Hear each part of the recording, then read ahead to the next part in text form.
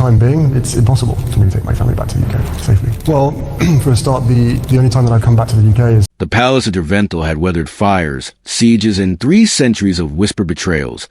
But nothing in its stone memory had prepared it for the sentence Crown Prince Alaric spoke that morning. It was not shouted. It was not even raised above a conversational tone.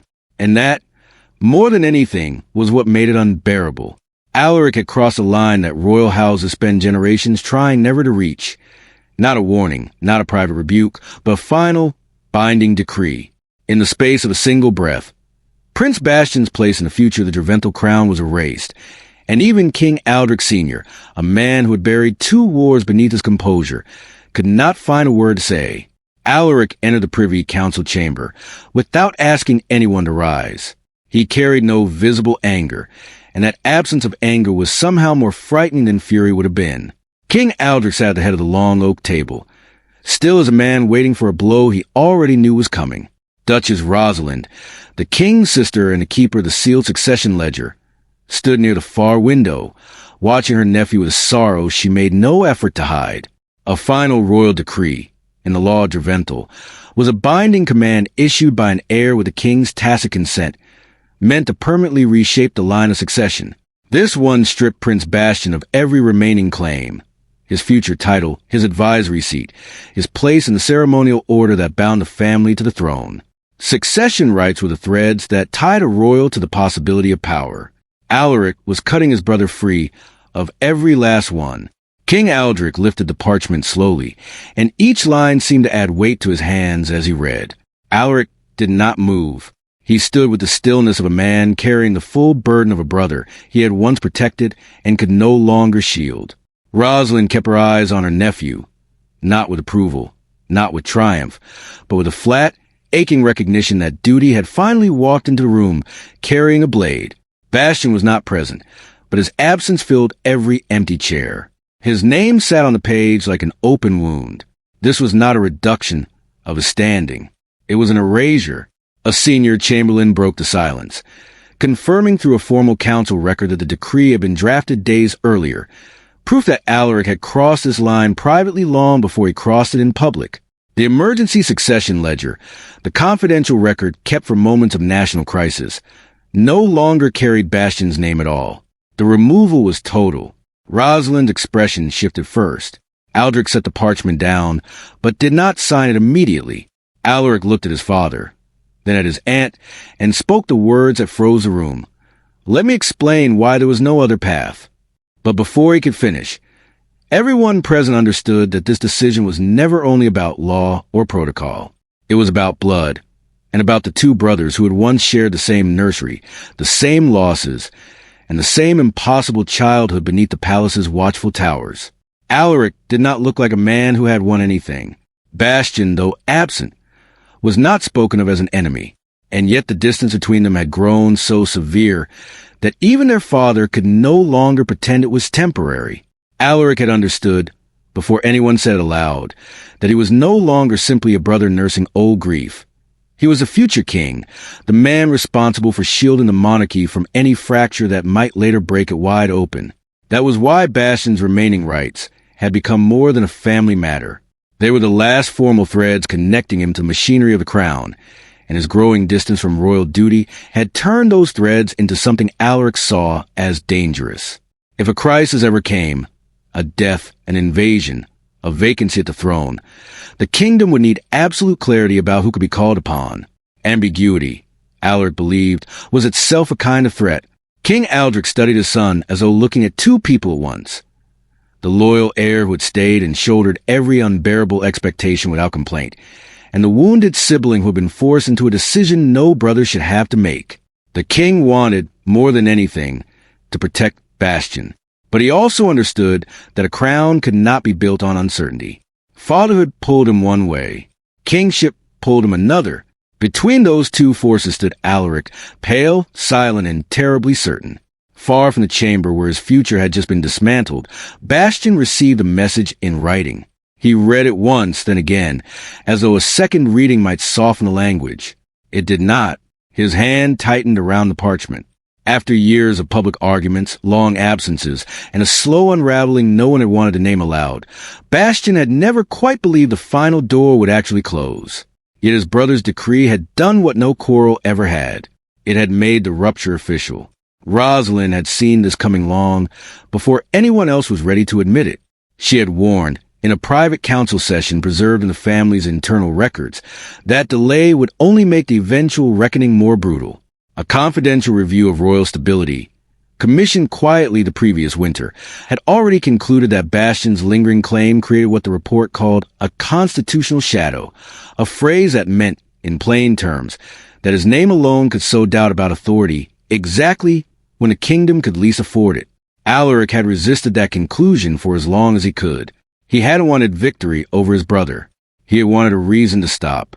But one final incident took that reason away. It was not a public quarrel.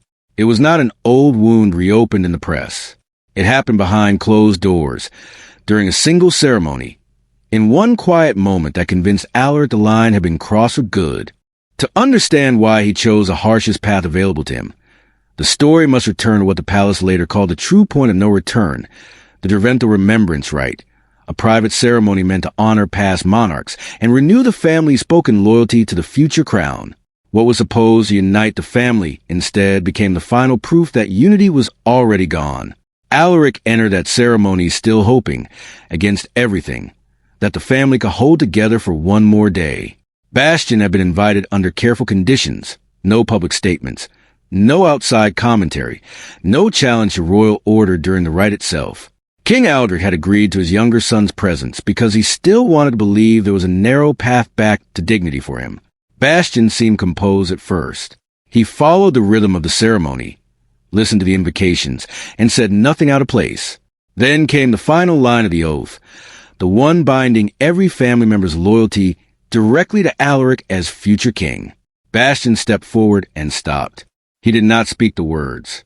The silence that followed struck harder than any outburst could have. Alaric looked at him, visibly shaken, because this was not a forgotten line or a moment of nerves. It was refusal, offered in full view of the family that had gathered to witness loyalty being renewed. King Aldrich lowered his eyes, devastated. He did not correct his son. He did not step in to smooth it over. And that restraint told Alaric something he could not unknow. His brother had not merely stumbled over a phrase. He had rejected the future, order the entire ceremony existed protect. Two senior chamberlains later confirmed, in a formal account, that Bastian's refusal during the remembrance rite was the specific trigger behind the decree that followed. Word of the moment had also, somehow, traveled beyond the palace walls within days. Proof to Alaric that even the family's most private rituals were no longer safe from exposure. If a sacred oath could leak beyond a locked door, he reasoned, then nothing involving his brother could remain protected. He requested the emergency succession ledger that same afternoon, not with rage, but with something closer to dread. When the brothers finally faced each other, there were no advisors in the room, no prepared statements, no careful public composure to hide behind. Bastian entered the private sitting room at Dervental, already carrying anger in the set of his jaw. Alaric stood near the table, controlled and still, with the decree resting between them like a boundary neither of them could cross without losing something permanently. King Aldrich waited just outside, refusing to enter unless his sons asked for him directly. He understood that stepping in too soon would turn a brother's reckoning into a matter state, and he did not want that, not yet, not for this. Alaric did not push the document forward. He let Bastian find on his own, because there could be no more hiding behind distance or delay. This was not a rumor. It was not pressure from the council. It was a final decision, written and waiting. Bastian read the pages, then looked up at his brother, his pain sharpening into something harder. "Are you speaking to me as my brother?" he asked, "or as the future king?" Alaric's expression changed, because the honest answer was both, and he knew it would hurt either way. He told Bastian that he had spent years trying to keep family grief separate from royal duty, but that Bastian's own choices had made that separation impossible. The crown, Alaric said, could not keep an emergency pathway open for someone who no longer accepted the order that pathway depended on. Bastian's face hardened, but Alaric did not soften what he had come to say. "Love," he told his brother, could not be used as a shield against consequence. Reading further into the decree, Bastian understood the full shape of what had happened. It was not only a ceremonial standing that had been stripped away, the public honor of royal could still hold even without daily duty. His emergency path back into the line of succession had been closed as well, meaning no future crisis, however severe, could pull him back into consideration. Bastian pushed the parchment back across the table. Alaric did not pick it up. The quiet refusal said more than any argument could have. The moment had moved past anger, past guilt, past whatever brotherhood still lingered beneath both of their titles.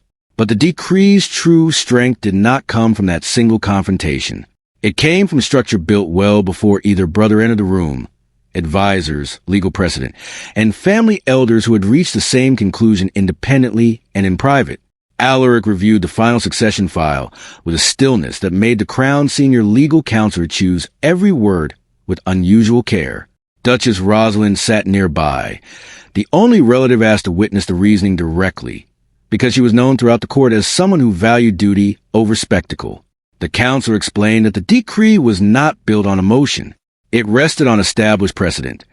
The principle that succession rights must reflect active loyalty and reliability, not blood alone. Rosalind would not let her nephew hide behind calm language.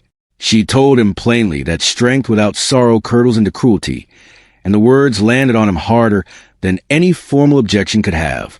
Alaric admitted quietly that the decision felt like losing his brother all over again, not through headlines this time, but through his own hand, closing the door himself. King Aldric entered briefly and stood beside the advisory notes, looking older than he had that morning, as though the weight of both sons had finally settled onto him at once. He asked whether there was any path that preserved Bastian's dignity without leaving the crown exposed. Alaric did not answer quickly. He understood that dignity could remain personal even as authority could not remain uncertain.